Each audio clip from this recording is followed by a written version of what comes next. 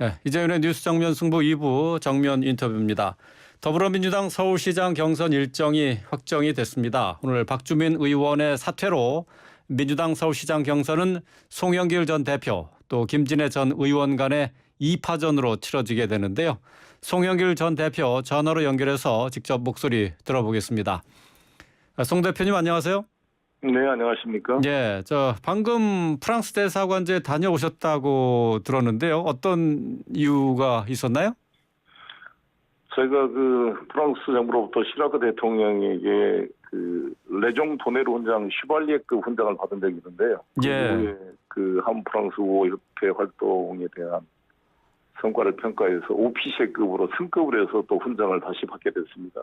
오늘 참 다시 받게 되셨다고요? 기쁜 날이었습니다. 예. 예, 아유 축하드립니다. 정치인으로는 김대중 전 대통령님, 김종필 전 총리님에 이어서 세 번째로 받게 된 것 같습니다. 예, 아이고 아주 뜻깊은 훈장을 또 받게 되셨네요. 네, 감사합니다. 예. 자, 더불어민주당으로서 지금 서울시장 예비 후보로 나서는데요. 그 얘기를 좀 듣고자 전화 연결했습니다. 자, 이번 서울시장 선거, 지난번 재보선 그리고 방금 얼마 전에 대선에서 서울 시민들의 민심이 확인되지 않았습니까? 아무래도 좀 쉽지 않은 선거가 될 걸로 예상을 할 수가 있겠는데 서울시장 선거 출사표는 진작에 내셨어요. 먼저 출마의 변부터 좀 들어볼까요? 지난 대선 이후에 이 예석한 패배로 인해서 낙담하고 텔레비전도 보지 않고 밥도 잘 안 들어간다고 네.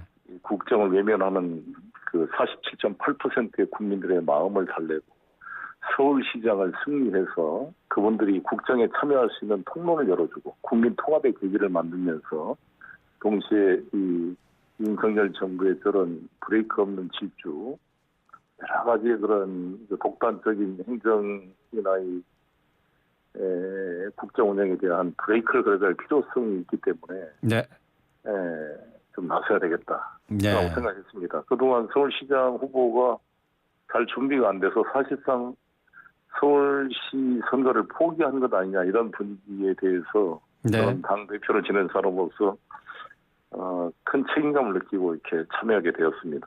예, 알겠습니다. 낙담하고 있는 지지층들에게 희망을 주고 또 그리고 지금 윤석열 정부의 이 폭주에 대해서 아직 시작하지는 않았습니다만은 이 폭주를 제어해야 되겠다 그런 뜻으로 출마를 하셨다고 했는데 말이죠. 내일부터 이제 경선 투표가 시작이 되죠. 네네네. 네. 그런데 여기까지 오는데 송 전 대표의 공천 배제 여부로 민주당 내부가 소란스러웠어요. 우여곡절이 있었습니다. 자, 대선 패배에 대한 책임론 또 그리고 586 세대 사퇴론까지 불거졌었는데 자, 이런 주장들에 대해서 어떤 반론을 펴고 계십니까? 다 이해하고 제가 포용합니다. 그런 지적을 할 수 있다고 생각하는데 네. 이제 우리 여의도 정치권에서만 보면 그렇게 생각할 수도 있지만 제가 서울시장을 출마가 된 게 그런 여의도 정치의 논법이 아니라 대선 패배 이후에 16만 명의 새로운 당원이 가입을 하고 네. 저에게 서울시장에 출마해달라고 3,000여 명의 당원들이 2,424원 서울로 이사회라고 이사를 1억 원이 넘게 후원금을 보내주고 있습니다. 그래요.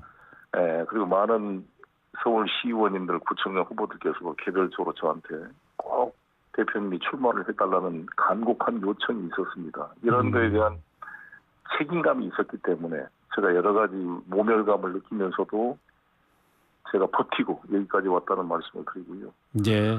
여러 가지 그런 비판들은 제가 아주 달게 받고 다 수용하면서 문제는 이 책임지는 자세로 예.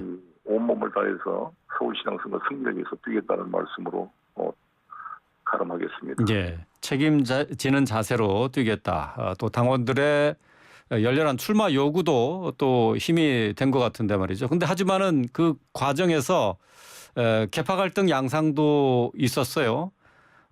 송 후보를 이재명계로 지금 분류하고 있지 않습니까? 이 부분은 어떻게 이재명계로 불리는 데 대해서 거부감은 없어요? 제가 이재명 후보보다 정치의 선배입니다. 네. 저는 그렇죠. 5선 국회의원. 그렇지 않습니까? 네. 이재명 후보는 국회의원 아직 한 번도 안 하셨던 분이고요. 저는 지금까지 동교동이나 친문, 제가 김대중, 노무현, 문재인 대통령 지지하고 해왔지만 그 이너서클에 가입한 적이 없기 때문에 어떤 계보인 적이 없습니다. 송영길은 송영길입니다. 저는 예. 역사 앞에서 독자적인 정치로 지금까지 참 살아왔다고 생각합니다. 예. 그렇다면 지난번 대선 때는 예. 당 대표로서 이재명 후보를 당선시키기 위해서 온몸을 다해 뛴 것입니다. 그 예. 누구라도 당 대표가 해야 될 저는 사명과 임무라고 생각합니다. 네. 그러니까 일각에서 지적하고 있는 명심 이것과는 상관이 없다 이런 말씀이시죠? 저는 이재명 후보와 같은 동지적 관계로서 이재명 후보가 지난 대선 때 보여줬던 초원, 그렇게 모인 에너지가 이번 지방선거나 보궐선거에서 어떤 형태로든지 쓰임 받아야 된다는 생각을 가지고 있습니다. 예. 어떤 형태로든 쓰임 받아야 된다. 그러면 이재명 고문이 이번 재보궐선거에 나서야 된다 그런 말씀으로도 이해할 수 있는 건가요? 저는 뭐 이재명 후보께서 결단하고 고민하는 문제라고 보지만 예. 적어도 정계 은퇴를 하지 않은 이상 예. 1,600만 표 이상의 표를 얻은 정치인이 제도권에 들어와서 함께 힘을 모으고 수용하는 것이 국정안정과 국민 통합에 기여한다 저는 이렇게 생각합니다. 네. 그러니까 이번 재보궐선거에 나서지 않더라도 정치 일선에서 적극적으로 활동해야 된다 그런 얘기로 이해하면 됩니까? 그렇습니다. 예. 자, 박주민 의원이 오늘 검찰 개혁 작업에 매진하겠다면서 후보 사퇴를 선언했어요. 김진애 후보와 결국 2파전이 됐는데, 자, 애초에 예정됐던 결선 투표는 이제 없어지겠습니다. 결국 이게 본선 투표가 그 본선 행위 마지막 관문이 되는데요. 자, 그렇다면은 김진애 후보와 지금 송영길 전 대표와 이제 맞붙게 되는데 김진애 후보와 비교를 하신다면 어떻게 자신을 홍보를 하시겠어요? 일단 박주민 후보께서 이 검찰 개혁 법안에 매진하면서 이 경선에 참여하지 못하게 된 것을 아쉽게 생각하고 네. 박주민 후보의 노력에 경의를 표합니다. 그리고 김진애 후보님은 서울공대 출신의 또 MIT 박사로서 도시 전문가로 또 아주 추진력 있는 훌륭한 분이라고 생각이 듭니다. 네. 저는 이번 토론 과정에서 많은 것을 또 서로 간에 배울 수 있는 기회라고 생각이 들고요. 이제 김진애 후보님하고 저는 차이는 저는 직접 행정을 해본 사람 아닙니까? 가도위기 인천을 구하고 인천의 그런 저부가치 산업을 새로운 IT 산업, 반도체 산업 그리고 바이오 산업으로 인천의 산업의 패러다임을 바꾼 경험을 가지고 있는 사람입니다. 그게 큰 강점이라고 생각이 들고요. 또 이번 서울시장 선거는 단순한 도시행정, 지방자치단체장을 뽑는 게 아니라 윤석열 정부의 국정 어떤 일방 독주를 견제하고 균형을 잡을 수 있는 정치적 경륜이 있는 지도자가 필요하다고 생각이 듭니다. 네. 그러면 저는 5선 의원의 당 대표를 지낸 그런 사람으로서 국무회의 참석해서 윤석열 대통령에게 민심의 바른 소리를 전달할 수 있는 그런 위치에 있는 그런 후보가 아닌가 이렇게 생각합니다. 네. 송 후보님께서는 직접 586 용태론을 얘기하셨지 않았습니까? 그렇기 때문에 그렇지가 이게 않습니다. 계속 그 말씀을 하는데 예. 저는 제 개인의 불출마 선언한 거지 586 용태론을 이야기했던 사람은 오히려 김종민 의원이었고 그때 오히려 자기가 부정을 했습니다. 특정 세대가 왜 용태를 합니까? 문화혁명입니까 지금 이게. 그리고 지금 윤석열 당선인이나 오세훈 시장이나 원희룡 의원이나 박형준 부산시장 전부 586 세대들입니다. 예, 이 그렇죠. 세대가 다 그만두라는 게 무슨 혁명이 아닌 이상 다 사람마다 상황이 다르고 개인이 다른 예. 건데. 그러니까 586 용태로는 했던 것입니다. 예, 586 용태로는 그러니까 송 후보님이 말씀하신 게 아니다. 586보다 나이가 많은 60대, 70대 사람들 현재 정치 현장에 있습니다. 제가 인천 12명 국회의원 중에 제가 네. 나이가 두 번째로 어립니다. 예. 나머지 국회의원은 전부 다 나보다 나이가 많아요. 그런데 586이 다 용태를 해라는 말은 지금 70대 정치인들도 많은 판에 예. 그렇지 않습니까? 60대 후반에. 그런데 뭐 선수가 많은 의원들 같은 경우에는 후배들을 위해서 자리를 비켜줘야 된다 그런 뜻으로 말씀하시지 그런 않으셨어요? 취지로 저는 한 것입니다. 예, 그러니까요. 제가 나이 세대가 문제가 아니라 예, 제가 5선 국회의원으로서 새로운 신인 청년들에게 기회를 부여하겠다는 그런 취지로 제가 한 것이고 예, 사실 이제 좋은 지역구에서 4선, 5선 하는 것이 아니라 험지로 출마를 하더라도 동일 지역구에서 4선 이상은 출마하지 말도록 하자. 이 예. 정치 대회관이 저희가 예. 열린 민주당과 통합했을 때 하나의 조건이었습니다. 예, 이제 그러한 취지에 제가 솔선수범한다는 취지로 했다는 말씀을 드리겠습니다. 예. 그러면 국회의원과 서울시장 지방선거 출마는 다른 영역으로 봐야 된다는 그런 얘기가 되겠네요.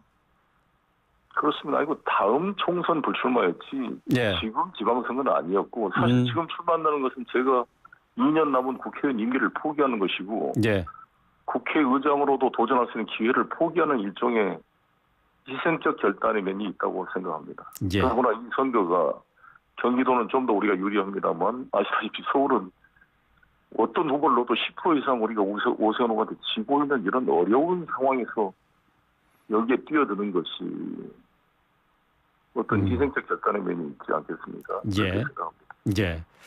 자, 뭐 말씀하신 것처럼 오세훈 현 시장과 지금 여론조사에서는 좀 밀리는 것으로 나오는데 오세훈 시장을 이길 송영길 후보만의 무기 이것이다라고 얘기를 하신다면 어떻게 말하시겠어요?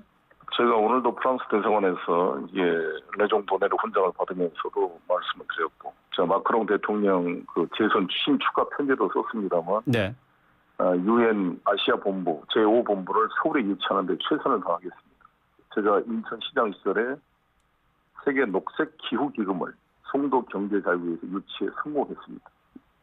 예. 이러한 실력을 기초로 국회 예. 외교통일위원장, 북방경제협력위원장, 러시아 특사, 외교통으로 제가 알려져 있는 제 송영길의 5선의 경험, 외교 네트워크를 총동원해서 유엔 본부를 서울에 유치함으로써 서울이 북한의 스커드 미사일로부터도 안전한 서울, 그리고 2만 개의 국제관계 일자리가 만들어지고 10조 이상의 경제 효과가 나올 수 있는 예. 그러한 서울을 만드는 게 비장의 클래스가 다른 공약이라고 생각이 들고요. 가장 중요한 부동산 문제는 제가 세제 완화를 이미 당대표에서도 추진했는데 더 추가로 세제 완화해서 1인 1주택 종부세를 사실상 폐지시키겠습니다. 예. 예. 이거는 오세훈 후보나 윤석열 대통령 당선이 할 수 없습니다. 172석의 민주당이 입법을 해야 세법이 바뀌는 겁니다. 예. 제가 할 수 있다는 말씀을 드리고 공급 정책 강화시킬 것입니다. 용적률 500% 올리고 할 텐데 오세훈 후보야 송영길의 차이는 뭐냐? 그냥 용적률 올리고 부동산 투기 광포로 할 것이 아니라 이것을 세입자들에게도 우선권을 주고 이 재건축 조합의 비리가 생기지 않도록 잘 통제를 할 것입니다. 동시에 예. 공급이 아무리 되더라도 LTV를 90%까지 풀어주지 않는 이상 현금이 없는 청년과 서민들에게는 그림의 떡이 되기가 쉽잖아요. 예.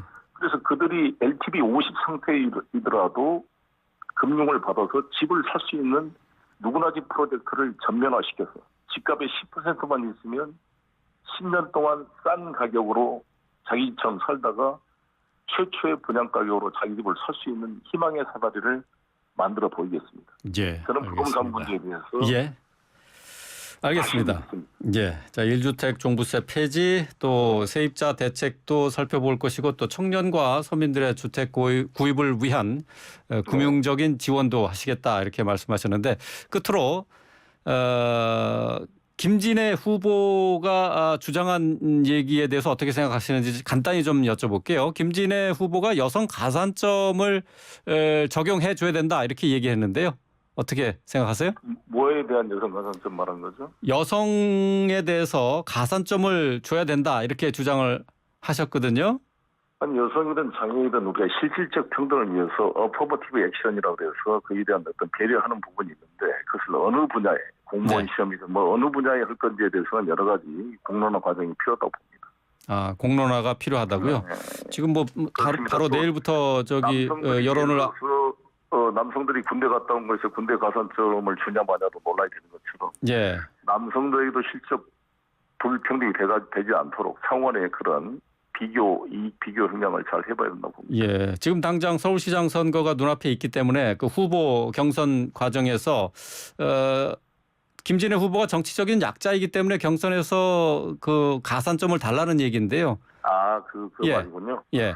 그건 내가 자세히 상황을 좀 못 들었는데요. 그런 뭐 당 지도부가 판단할 것이라고 보여집니다. 예. 당 지도부가 판단해 줘야 된다. 예. 그 뭐 여성 가산점에 대해서는 근본적으로 반대하시는 건 아니시다는 얘기죠? 지금 시도원들 다 아마 가산점이 적용되고 있을 것입니다. 예. 아, 그런가요? 네, 지금 우리 시도 지금 김진애 후보가 요구한 거거든요. 지금 되고 있습니다. 이 광역 기초의원들에게. 예. 정치 신인에 대해서는 모르겠습니다만은 지금 김진애 후보 같은 경우는 이제 송 대표와 아무래도 그 오랫동안 정치를 하신 분이기 때문에 상대적으로 가산점 적용에 대해서 별로 전혀 뭐 반대할 의사가 없는데요. 반대 의사가 없으시다고요? 지도부가 판단할 문제라고 봅니다. 예, 알겠습니다. 예, 네. 그러면 오늘 여기까지 말씀 듣도록 네. 하겠습니다. 말씀 고맙습니다. 감사합니다. 송영길 전 민주당 대표였습니다.